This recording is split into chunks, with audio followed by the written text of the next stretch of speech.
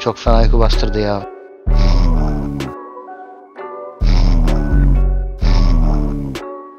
Uzandım, şu an yataktayım.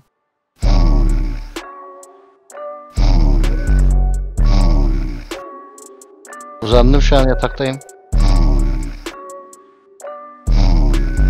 Ne lan? Nasıl uyumaya başarıyorsunuz amına koyayım bilgisayarın başında?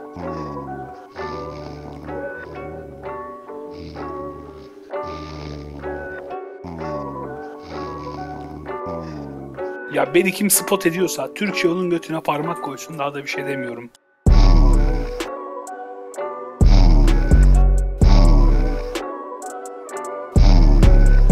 Kükrüyor abi, bu ne? Bebeğim kalk, geldik.